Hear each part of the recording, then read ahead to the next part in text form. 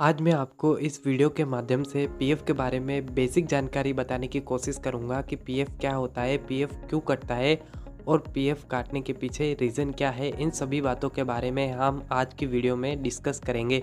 इस वीडियो में मैंने पीएफ के बारे में आपके सारे डाउट क्लियर कर दिए हैं और ये है all information about PF series का वीडियो नंबर 2। इस सीरीज में मैं आपको पीएफ की बेसिक जानकारी से लेकर पीएफ का पैसा निकालने तक पूरी जानकारी दूंगा। तो इस सीरीज की एक एक वीडियो को आप लाइन वाइज देखना। आप इस सीरीज को देखने के बाद अपना पीएफ का पैसा निकालना सीख जाएंगे और अपने साथ साथ किसी और का भी पीएफ का पैसा आप आसानी से निकाल सकते हैं। और इस सीरीज को देखने के बाद आपको पीएफ के बारे में बहुत नॉलेज प्राप्त होगी। पीएफ के बारे में समझने के लिए हम इसे एक कहानी के तौर पे समझते हैं। यहाँ हम दो कंडीशन लेंगे, एक जिसका नाम है राम और दूसरा जिसका नाम है श्याम। जो राम है उसकी सैलरी पर मंथ है 12,000 रुपये और जो श्याम है उसकी सैलरी है 1.5 लाख रुपये प्रति महीना। तो इन दोनों में अंतर ये है कि राम अपने एक्सपेंसेस में से अपनी सेविंग और अपना इन्वेस्टमेंट नहीं कर पाता है, यानी अपने 10,000 की सैलरी में वो पैसे जमा नहीं कर पाता है, पैसों की बचत नहीं कर पाता है और कहीं भी पैसे इन्वेस्ट नहीं कर पाता है। जबकि दूसरी तरफ जो श्याम है वो अपनी सैलरी ज़्यादा होने के कारण पैसे बचा भी सकता है, उनकी सेविंग भी कर सकता है, वो प्लस दूसरी जगह कहीं पे इन्वेस्ट भी कर सकता है। पीएफ को लाने का मुख्य उद्देश्य यह है कि जो राम की कैटेगरी में लोग आते हैं उनकी सेविंग करवाना, प्लस उनकी सेविंग पे उन्हें इंटरेस्ट भी मिलता है जिससे उनको और फ़ायदा हो सके, और तीसरा उनकी पेंशन चालू करवाना। पीएफ के अंदर अगर आपकी सर्विस 9 साल 6 महीने से ज़्यादा हो जाती है तो आपको पेंशन भी मिलती है, जिससे आपको काफ़ी लाभ होता है।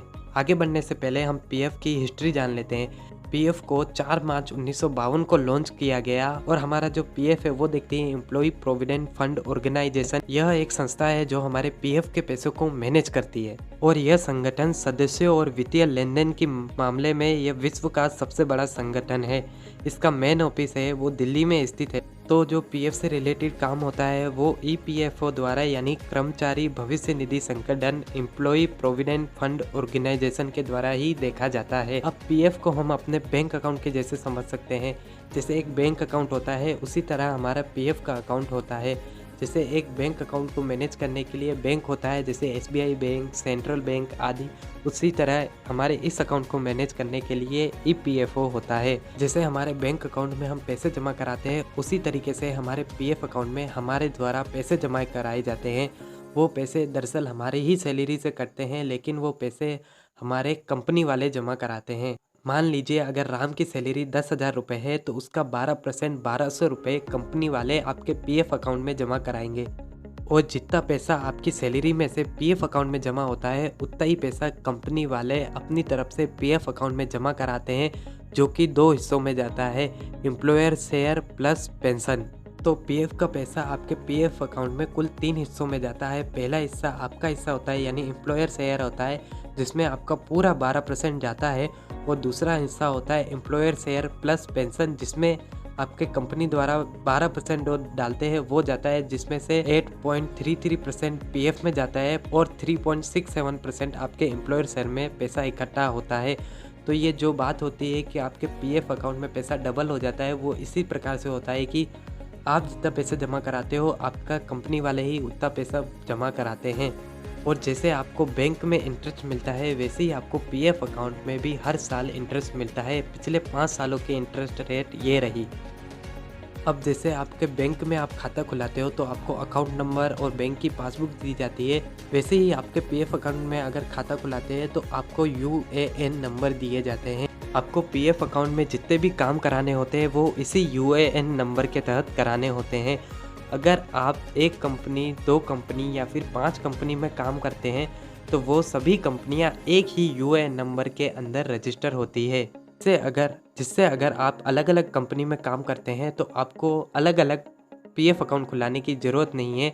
आपका एक ही पीएफ अकाउंट खुलेगा, उसका एक ही यूएएन नंबर होगा और उसके अंदर आपकी सारी कंपनियां जोड़ दी जाएंगी। और जैसे आपके बैंक अकाउंट में आपकी केवाईसी होती है उसी तरह आपके पीएफ अकाउंट में भी आपकी केवाईसी होना बहुत ज़रूरी है। जैसे आपके आधार कार्ड आपके पीएफ अकाउंट में लिंक होना ज़रूरी है, और साथ ही साथ आपके जो आधार कार्ड में डिटेल है वो पीएफ अकाउंट में सेम होना बहुत ज़रूरी है। आधार कार्ड के साथ साथ आपका बैंक अकाउंट पीएफ अकाउंट में लिंक होना बहुत ज़रूरी है, क्योंकि जो बैंक अकाउंट आपके पीएफ अकाउंट में लिंक होगा उसी में अगर आप किसी समय पीएफ से पैसा निकालते हो तो वह उसी बैंक अकाउंट में आएगा। और साथ ही साथ आपको पैन कार्ड लगाना भी ज़रूरी है ताकि आपका टैक्स पीएफ निकालते समय ना कटे। अब इसकी एक कंडीशन अलग होती है, जैसे आप बैंक अकाउंट में जब चाहें तब पैसे निकाल सकते हैं, आप पीएफ अकाउंट में ऐसा नहीं कर सकते हैं। पीएफ अकाउंट में आपको पैसे निकालने के लिए ऑनलाइन फॉर्म भरना पड़ता है। उस फॉर्म के अंदर आपको रीज़न देना पड़ता है, आप किस रीज़न से पैसे निकाल रहे हैं। ऐसे टोटल पीएफ ने 12 रीज़न दिए हुए हैं जिसके तहत आप पैसे निकाल सकते हैं। और ये रीज़न ऐसे है कि कई रीज़न को आप सिर्फ एक बार ही यूज़ कर सकते हो और कई रीज़न को आप सिर्फ 5 साल बाद या 7 साल बाद ही यूज़ कर सकते हो। और इन रीज़न को चूज़ करने के बाद आपको मनचाहे पैसे नहीं मिलते हैं, जबकि इन रीज़न के तहत जो भी फॉर्मूला बनाया हुआ है उसके तहत आपको पैसे मिलते हैं। उदाहरण के लिए अगर आप इलनेस रीज़न से आपका पीएफ का पैसा निकालते हैं तो आपकी 6 महीने की सैलरी के बराबर आपको पैसा मिलेगा। यानी आपकी सैलरी अगर 10,000 है तो 60,000 के करीब आपको रुपए मिलेंगे। आप अगर 80,000 डालोगे तो भी कैलकुलेट करके आपको 60,000 ही मिलेंगे। तो ये बैंक अकाउंट और पीएफ अकाउंट में एक लिमिट होती है कि आप पीएफ अकाउंट से बार बार पैसा नहीं निकाल सकते हैं। हमने अभी तक जाना है कि पीएफ अकाउंट बैंक अकाउंट के जैसा होता है जिसे पीएफ मैनेज करती है और उसमें पैसे हमारी कंपनी वाले जमा कराते हैं, कुछ हिस्सा हमारी सैलरी में से और कुछ हिस्सा अपनी तरफ से। और जैसे बैंक में केवाईसी होती है वैसे पीएफ में भी केवाईसी होती है। बैंक में जैसे पैसे निकालते हैं पीएफ में उस तरीके से पैसे नहीं निकालते हैं, लेकिन पैसे निकाल सकते हैं। अगर आपका पीएफ का अकाउंट है तो आपको 2 सुविधाएं और मिलती है, आपकी सेविंग तो हो जाती है, उसके साथ साथ आपको पेंशन भी मिलती है। अगर आपकी सर्विस टोटल 9 साल 6 महीने से ज़्यादा है और आपकी एज 58 साल से ज़्यादा हो गई है तो आप पेंशन के लाभार्थी बन जाएंगे, यानी आपको मंथली पेंशन मिलना चालू हो जाएगी। इसी के साथ ही पेंशन के साथ आपको EDLI का भी फ़ायदा मिलता है। इससे अगर किसी भी पीएफ अकाउंट होल्डर की सर्विस करते हुए जॉब करते हुए अगर डेथ हो जाती है तो उसके परिवार वालों को EDLI के तहत लमसम अमाउंट मिलता है, यानी कुछ अमाउंट मिलता है जिससे उनकी हेल्प हो सके। तो ये फ़ायदे आपको पीएफ अकाउंट के साथ मिलते हैं। तो आप अपने पीएफ अकाउंट के बारे में जानकारी कैसे देख सकते हैं? आपको अगर आपके पीएफ अकाउंट के बारे में जानकारी देखनी है तो आप अपने UAN नंबर द्वारा उसके पासवर्ड बना के फिर पीएफ की ऑफिशियल वेबसाइट पे जाकर अपनी जानकारी देख सकते हैं कि आपके अकाउंट में आधार कार्ड लिंक है या नहीं, बैंक अकाउंट लिंक है या नहीं। उसी के साथ साथ आप अपने UAN नंबर द्वारा ऑनलाइन अपनी पीएफ की पासबुक भी देख सकते हैं। इससे आपको पता चल सकेगा कि आपके हर महीने पैसे कितने जमा हो रहे हैं, आपके अभी तक टोटल कितने रुपए हुए, आपको कितना इंटरेस्ट मिला है और आपने कोई रुपए निकाले या नहीं। तो ये थी पीएफ के बारे में कुछ बेसिक जानकारी है जो मैंने इस वीडियो के माध्यम से आपको बताई है। आप इस प्लेलिस्ट को पूरा देखना। इस प्लेलिस्ट में मैं आगे भी वीडियो ला रहा हूँ जिसमें मैं पीएफ के बारे में बिल्कुल एडवांस तक बताऊँगा, जिससे आपको बहुत ही फ़ायदा होगा। अगली वीडियो आ रही है UAN नंबर के ऊपर कि UAN नंबर क्या होता है, पासवर्ड कैसे बनाते हैं, जिससे आप अपने ऑनलाइन पीएफ देख सकें।